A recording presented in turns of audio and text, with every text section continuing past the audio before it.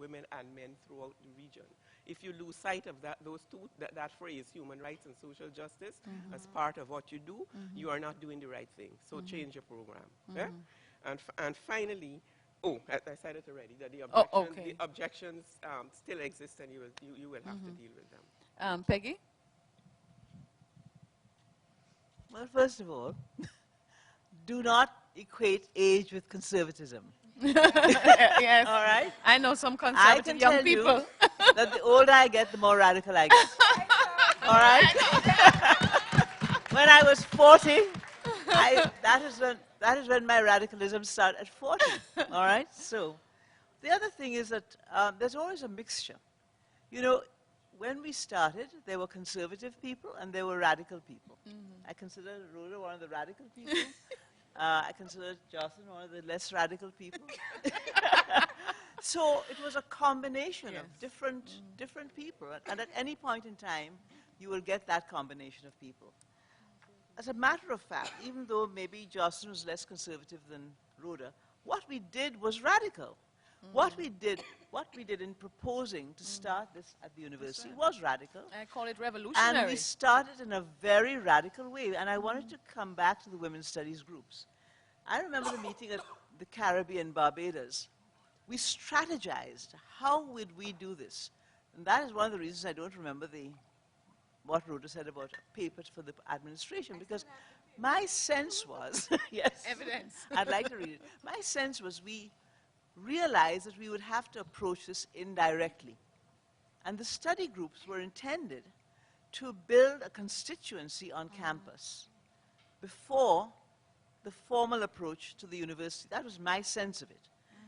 Even though we laid the ground and we had the study groups and etc., I remember the meeting in Barbados. And Joycelin and I were talking about a meeting in Barbados.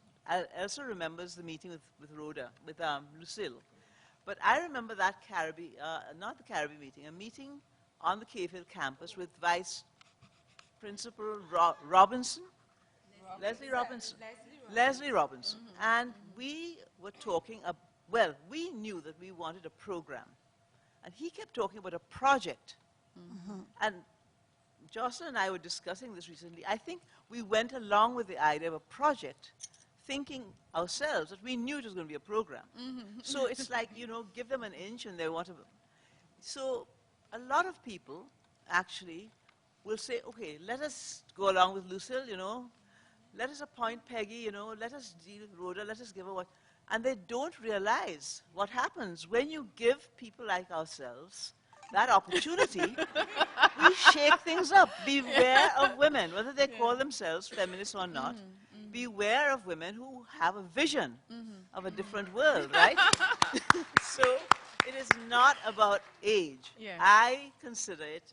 So if young people today look at me and say, now, don't worry about my brown hair. I am actually the oldest person on this round table, right? I am 78. I have no problem telling people my age, partly because I don't feel burdened by it. I mean, I can't walk very fast, and there's a lot of stuff I can't do anymore. But, you know, I tell young people that the older I get, every decade is better than the one before. You know, so I'm not going to keep on repeating myself. I want to say that about the study groups. I want to say that it was a radical thing. I want to say that every generation must do what makes sense to them. I am totally, I can't follow the, Tanya did this thing about cyber feminism. It is like a foreign world to me. And yet, it obviously is, you know, I am doing some online teaching. It's obviously the future. So that, but I want to go back to one other thing which Joycelin had talked on, the family theme. You know, those women's organizations, the Caribbean Women's Association, CARIWA. When CAFRA was started, of course, CAFRA was the radical one, and CARIWA was the conservative one. But it was those women who came to that meeting, and as a matter of fact, it was Joycelin's mother who was president of CARIWA. So I think it's good to see those incredible links, and we must not forget the way in which those old-fashioned organizations of seroptimists and YWCAs and CARIWAs, the CARIWAs of this world, they were the ones who kind of opened paths that then more radical people were able to enter into and to do a lot of mischief. Yes.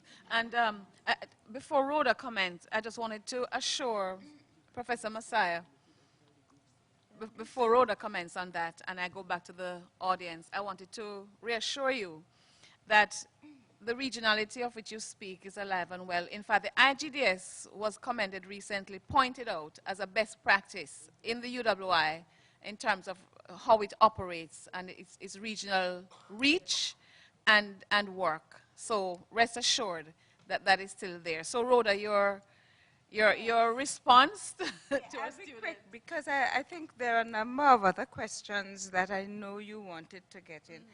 But I just wanted to say that if you recall when I spoke, I said when we were younger, we felt we knew it all, and these older women were more conservative. But I think what we learned later was how to appreciate what they had done, but also what we could learn from them. And I think, looking back, one of the strengths of the Caribbean movement has been this intergenerational collaboration and dialogue. I remember, I mean, I was always like the younger one. Well, in this group maybe, but I'm no longer the younger one. And I remember the first time I met Joycelin, I mean, I was trepidated. She was, you know, somebody, I didn't even know how to speak to her. She can't remember that now. But I mean, there were many power differences, age differences, generational differences.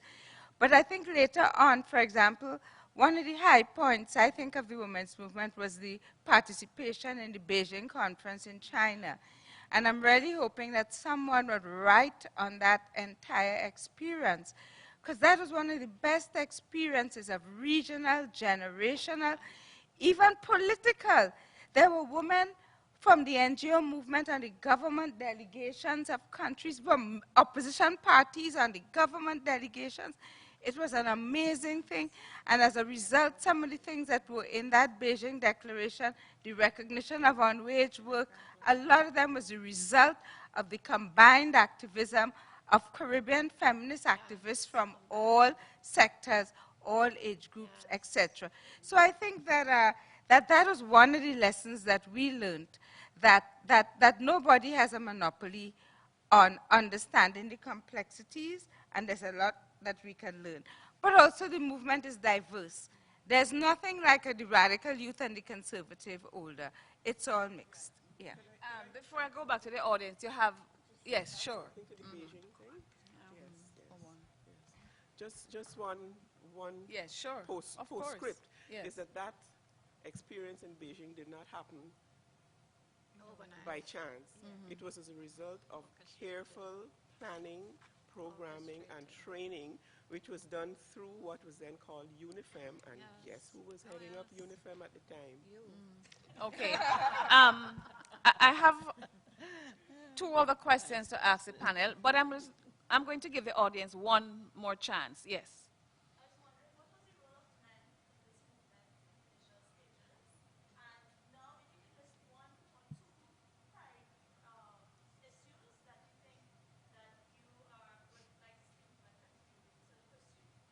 Well, good. You have asked two of my questions, so that's great.